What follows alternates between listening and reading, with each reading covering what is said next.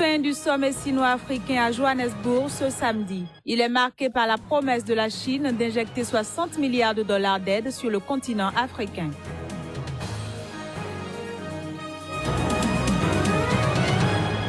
Une note politique dans ce journal. Au Bénin, protestation des militants du mouvement Jeunesse Unie pour le progrès et le développement contre la candidature de Lionel Zinsou à la présidentielle de 2016.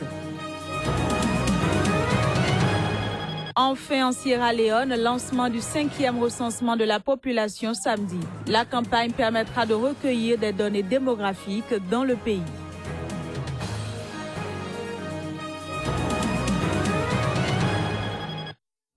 Nouvelle page de l'information sur Sika, mesdames, messieurs, bonsoir. La Chine a lancé vendredi une nouvelle offensive majeure sur le continent africain. Elle a promis 60 milliards de dollars d'aide lors d'un sommet sino-africain à Johannesburg, un engagement accueilli avec gratitude par les chefs d'État africains. Les précisions. Une coquette enveloppe accueillie par des applaudissements de la part de la vingtaine de dirigeants africains réunis dans le quartier des affaires de Sandton à Johannesburg. Cette annonce intervient alors que l'Afrique subit l'effondrement récent des cours des matières premières, en partie lié au ralentissement de la croissance chinoise. C'est une somme significative. Cela montre clairement l'engagement de la Chine pour s'assurer que son développement se fait conjointement avec les pays du Sud, particulièrement ceux d'Afrique.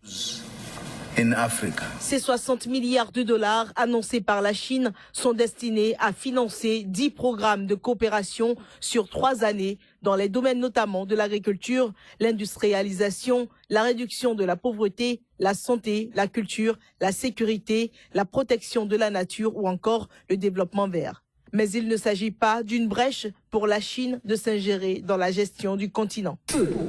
Dans notre relation avec l'Afrique, il n'y aura pas de préjugés politiques. Nous n'attacherons jamais de conditions politiques à notre coopération. Nous ne ferons pas d'ingérence en Afrique.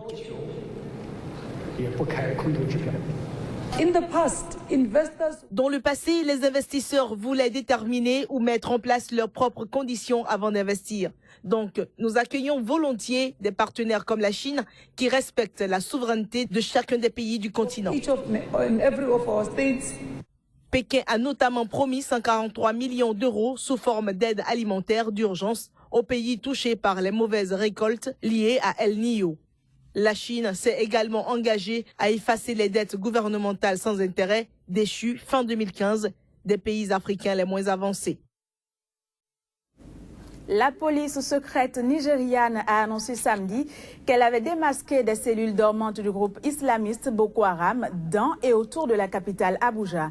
Elle a par ailleurs annoncé avoir arrêté 12 membres du groupe islamiste qui ont migré de leur fief du nord-est du pays pour se rapprocher de la capitale à l'approche des fêtes de fin d'année dans le but de commettre des attentats. Le communiqué précise le nom des personnes interpellées à Abuja ou dans les communes voisines entre le 29 octobre et le 1er décembre. Parmi eux figure celui d'un ressortissant nigérien. Au Bénin, on continue de rendre hommage à l'ancien président de la République, Mathieu Kérékou, décédé le 14 octobre dernier à Cotonou. Hier samedi, c'est une messe en hommage au père de la démocratie béninoise qui a été dite à la cathédrale de Lokossa. Une messe qui a réuni des autorités administratives, politiques, religieux et les fidèles catholiques, mais qui a également connu la participation de Sébastien Germain Adjavon, l'opérateur économique dont la candidature est sans cesse suscitée par la prochaine présidentielle. Au reportage. La cathédrale de la ville de Lokossa, située à 102 km au sud-ouest de Cotonou, a accueilli samedi une célébration eucharistique pour le repos de l'âme de l'ancien président de la République, Mathieu Kérékou. Autorités administratives et politiques, religieux et fidèles catholiques ont participé à cette messe de prière et de louange, un rassemblement ecclésiastique conduit par l'évêque du diocèse de Lokossa, Victor Agbanou, qui a saisi l'occasion pour prêcher la justice.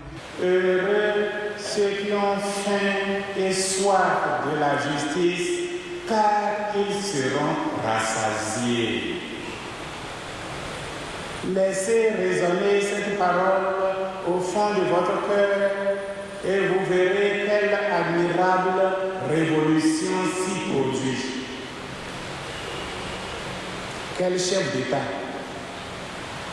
quel homme politique, quel maître de sagesse ne prêcherait, même s'il n'est pas prêt à le dire, son engagement pour la justice.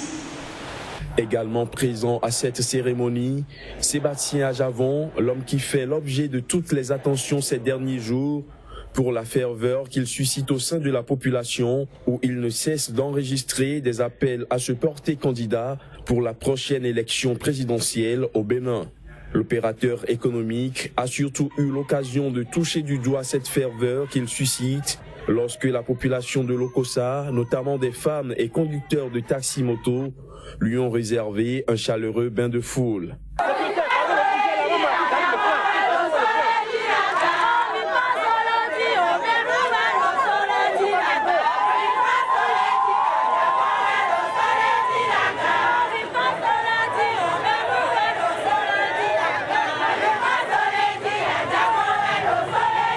Ils sont venus manifester leur soutien à Sébastien Ajavon, en qui ils portent désormais leur espoir pour le développement du pays, les années à venir.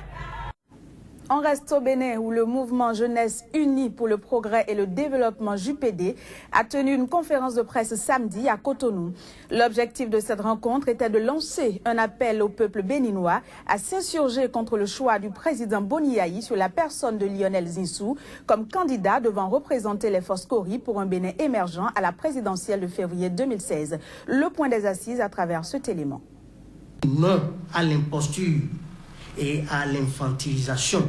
Non au néocolonialisme, martèle le JPD, entendez Mouvement Jeunesse Unie pour le Progrès et le Développement, se référant au choix porté sur le Premier ministre Lionel Zinsou comme porte-étendard de la majorité présidentielle à la prochaine présidentielle. Estimant la désignation de Lionel Zinsou comme inopportune et une menace pour la démocratie béninoise, les militants du JPD exigent un candidat à l'image du peuple béninois. Le mouvement Jeunesse Unie pour le Progrès et le Développement, MJPD, tout comme l'opinion nationale et internationale, a appris le jeudi 26 novembre 2015 que M. Lionel Zinsou, actuel Premier ministre, est désigné comme candidat de notre alliance à la présidentielle du 28 février 2016 prochain. Et ce choix, qui ne fait qu'attiser la fureur populaire, il met à mal la cohésion au sein de l'Alliance. Le mouvement Jeunesse Unie pour le Développement et le Progrès conteste par conséquent le choix porté sur M. Lionel Zinsou. Nous soutenons toute protestation populaire contre ce choix infamant, ignominieux et honteux pour notre peuple, qui n'est rien d'autre qu'une tentative de confiscation du pouvoir après, bien sûr, plus d'une cinquantaine d'années d'indépendance. Le mouvement Jeunesse Unie pour le Progrès et le Développement a été créé en 2006. Espérant que leur cri de cœur ne tombe dans des oreilles de sourds, les militants du JPD en appellent au bon sens du président Boni Yayi et exhortent ce dernier à corriger le tir. Direction la Sierra Leone où le président a lancé samedi la campagne de recensement de la population. Pour cette opération, la 5e dans l'histoire du pays, quelques 13 000 agents du recensement en Sierra Leone se sont déployés depuis samedi sur tout le territoire. Les détails. Ce 5e recensement de la population de l'histoire de la Sierra Leone, qui a été reporté à plusieurs reprises en raison de l'épidémie d'Ebola dans le pays, a été lancé samedi à Freetown. L'opération est jugée capitale après la fin de l'épidémie d'Ebola, au point où le président Ernest Bai Koroma a renoncé à se rendre au sommet sino-africain à Johannesburg afin de procéder à son lancement. Le gouvernement a exhorté la population à répondre avec exactitude, assurant que les informations recueillies pourraient servir à planifier un programme de développement. Le recensement de la population de 2015 va servir à rendre plus accessibles et disponibles des données précises et sûres en termes démographiques, économiques et socio-économiques. Le recensement se poursuit jusqu'au 18 décembre prochain. Les quelques 13 000 agents déployés doivent recueillir des données sur la démographie, le logement, l'agriculture ainsi que les conséquences socio-économiques de l'épidémie d'Ebola. Les résultats provisoires et définitifs sont attendus respectivement en mars et en décembre 2016. Le dernier recensement en Sierra Leone a été réalisé il y a 11 ans. Les services de statistiques s'attendent cette fois-ci à une augmentation de 1,6 million d'habitants, soit 6,5 millions d'habitants contre 4,9 auparavant. En Libye, un tribunal de Tripoli a ajourné dimanche le procès du fils du guide libyen Muammar Kadhafi au 7 février 2016 afin d'obtenir un complément d'enquête. Sadi Kadhafi, 42 ans, est jugé pour son implication présumée dans la répression meurtrière de la révolte ayant mis fin au régime de son père en 2011 et pour le meurtre en 2005 d'un ancien entraîneur de club de football de Tripoli. Rappelons qu'il est détenu depuis son extradition du Niger en mars 2014. À la date butoir des objectifs du millénaire pour le développement, l'accès à un assainissement amélioré demeure un enjeu majeur dans les pays en développement. En Afrique subsaharienne, quelle disparité pour quelle politique? Élément de réponse dans ce reportage. L'accès aux services d'assainissement constitue toujours un défi pour la plupart des pays africains. Les résultats sont mitigés et il est certain que la cible relative à ce secteur dans les objectifs du millénaire pour le développement n'a pas été atteinte. Pire, aux taux actuels de progression, elle ne sera pas atteinte avant 2084. L'accès à services d'assainissement n'a augmenté que de quelques points. Notamment, on est parti de 24% au taux de 30% en 2015. Et concernant la défécation à l'air libre qui constitue un enjeu majeur et un problème très important, jusqu'à présent, on estime environ 25% de la population africaine qui défèque à l'air libre. Donc il y a vraiment beaucoup d'efforts encore à fournir pour que ce domaine puisse être amélioré.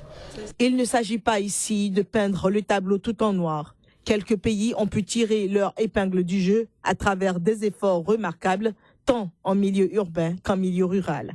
À nos jours, il y a de nombreux pays qui ont eu des performances, notamment les pays qui avaient un taux d'accès très bas au départ.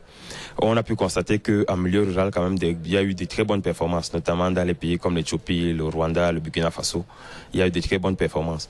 Le milieu urbain n'est pas en reste. Les performances n'ont pas été aussi impressionnantes qu'en milieu rural. Mais globalement, il y a eu de bonnes performances qui montre quand même qu'il y a eu certains efforts, mais le problème de l'accès à un assainissement amélioré demeure toujours un problème et ces performances devraient normalement être améliorées. Les défis restent grands pour accroître les bonnes pratiques dans le domaine de l'assainissement. Pour y arriver, il est indispensable de définir les principes clés à mettre en œuvre. Un environnement institutionnel légal. Clair, il a été recommandé en 2008 lors de la réunion des ministres africains de l'eau de mettre sur pied une institution autonome de coordination du secteur dotée d'un budget annuel de 0,5 du PIB de chaque pays. Donc s'il y a déjà cette institution de coordination qui a un budget spécifique et des principes spécifiques, ça pourra déjà réduire un peu la cacophonie et autres et avoir des actions bien ciblées. Le deuxième défi, c'est le financement. Il faut trouver le moyen d'avoir du financement, tant pour la mise en œuvre des infrastructures que pour la maintenance et le suivi.